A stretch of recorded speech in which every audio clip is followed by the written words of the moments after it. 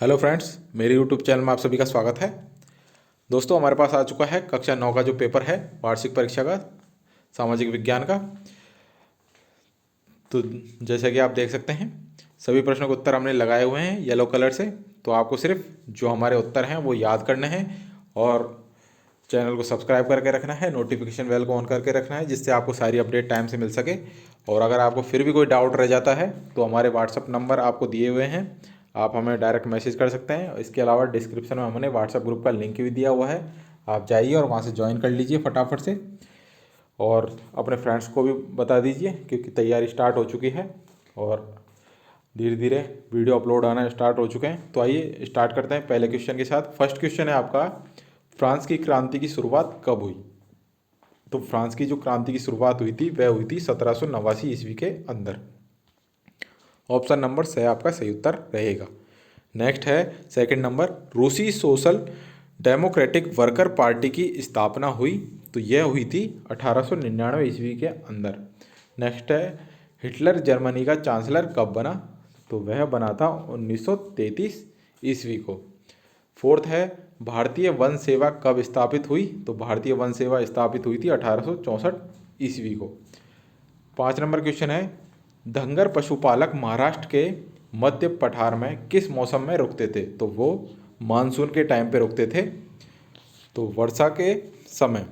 Next है, भारत अवस्थित है, तो भारत किस में अवस्थित है, कौन से गोलार्ध में? उत्तरी गोलार्ध में।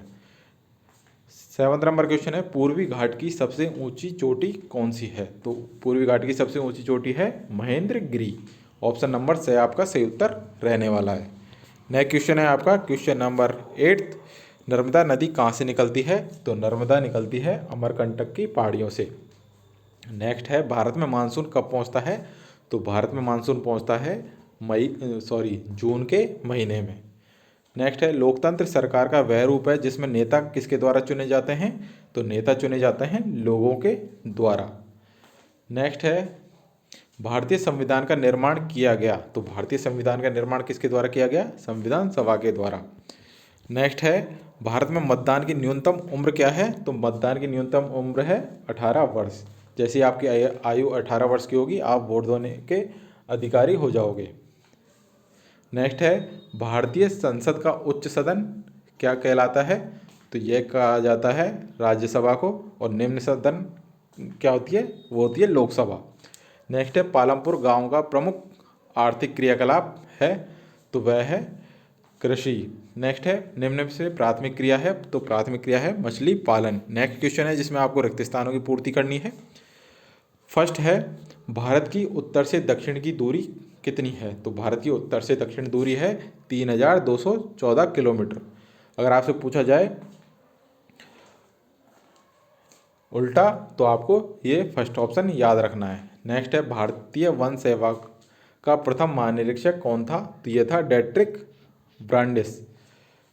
तो आगे बढ़ने से पहले आप सभी से रिक्वेस्ट है कि जिन्होंने चैनल को सब्सक्राइब नहीं किया, चैनल को सब्सक्राइब कर लें, नोटिफिकेशन बेल को ऑन कर लें, जिससे आपको हर वीडियो की अपडेट टाइम से मिल सके।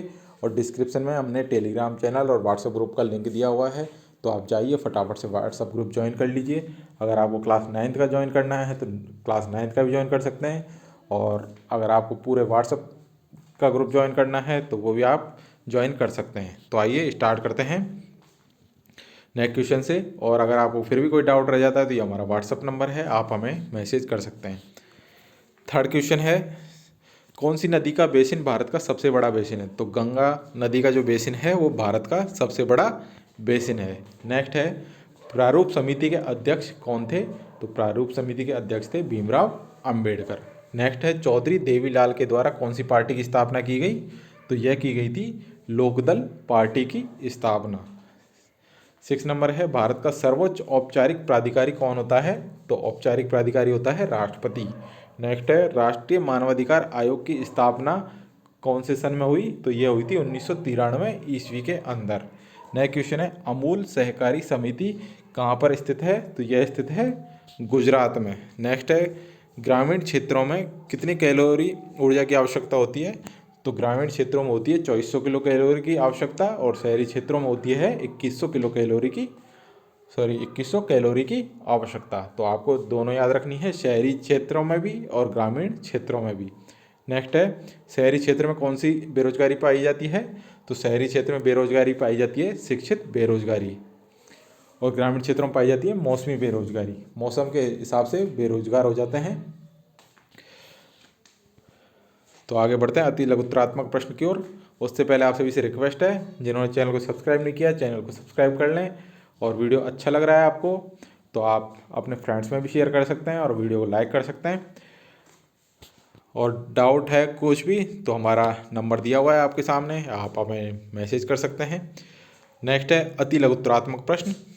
3rd नंबर क्वेश्चन है, रूसो की पुस्तक का नाम लिखो। तो रूसो की पुस्तक का नाम क्या था? सामाजिक समझौता।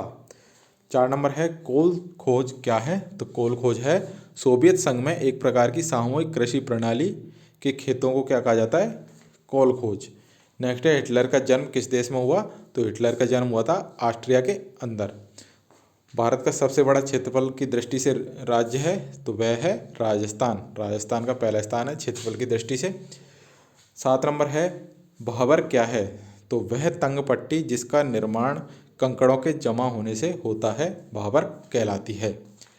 8 नंबर है, विश्व का सबसे बड़ा डेल्टा कौन सा है? तो गंगा ब्रह्मपुत्र का डेल्टा विश्व का सबसे बड़ा डेल्टा है।